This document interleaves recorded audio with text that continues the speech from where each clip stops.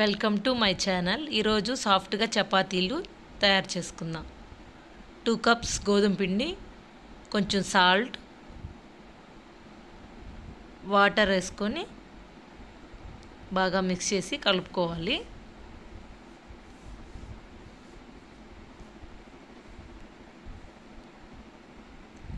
స్మూత్గా కలిపిన తర్వాత కొంచెం ప్లాస్టిక్ కవర్తో ఫిల్ చేసేసి పక్కన ఒక హాఫ్ అన్ అవర్ ఉంచిన తర్వాత మెత్తగా వచ్చేస్తుంది. ఇప్పుడు తర్వాత బాల్స్ లాగా చేసుకొని చపాతీలు ప్రిపేర్ చేసేసుకుందాం.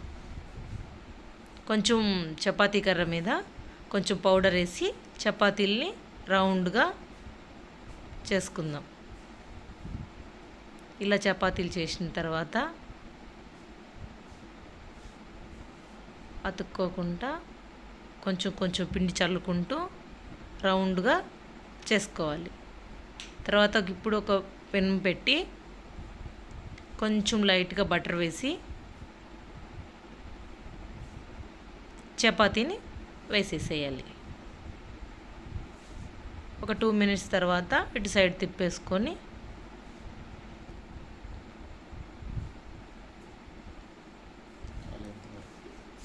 ఇలా కాలిన తర్వాత మళ్ళీ ఇంకొక సైడ్ తిప్పుకోవాలి.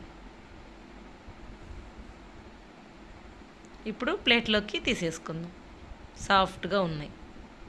ఇంకోటి మళ్ళీ వేసుకొని కర్రీతో తీసేసుకుందాం. చాలా సాఫ్ట్గా ఉండే చపాతీ